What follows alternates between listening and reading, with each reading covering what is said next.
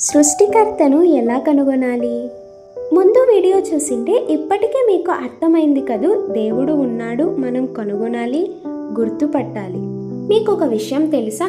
ఆ పరమాత్ముని కనుగొనాలని, గుర్తుపట్టాలని భారతదేశంలోని మహర్షులు తమ సుఖవంతమైన జీవితాన్ని మొత్తం వదిలేసి కఠోర దీక్షతో తపస్సు చేసి దేవుణ్ణి వెతికారు.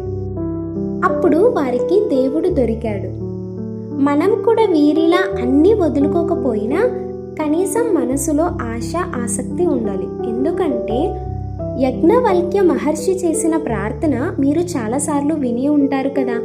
ఆయన ఇలాగూ ప్రార్థించారు: అసతోమా సద్గమయ, తమసోమా జ్యోతిర్గమయ, మృత్యోర్మా అమృతంగమయ. ఇది యజ్ఞవల్క్య మహర్షి చేసిన ప్రార్థన.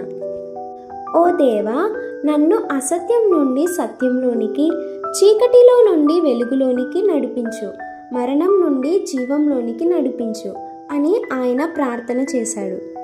మనం కూడా ఆ సృష్టికర్తను వెతకాలి, గ్రుడ్డిగా కాదు, రుజువులతో వెతకండని బద్దెని గారు సుమతి శతకంలో ఉపదేశించిన నీతి సూత్రము మీకు గుర్తుందా? వినుదగునెవ్వరు చెప్పిన విననంతనే వేగిర పడక వివరింపదగున్, కనినల్ల నిజము తెలిసిన మనుజుడెపో నీతిపరుడు మహిళో సుమతి. నిజమైన భారతీయుడు నిజం తెలుసుకునే వరకు తొందరపడకూడదు. అప్పుడే నిజమైన మనుషులమవుతాము.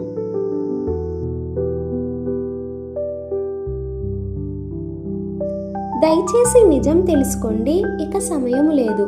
మనిషి ఎప్పుడు తన కాలాన్ని ముగించుకుంటాడో తెలియదు.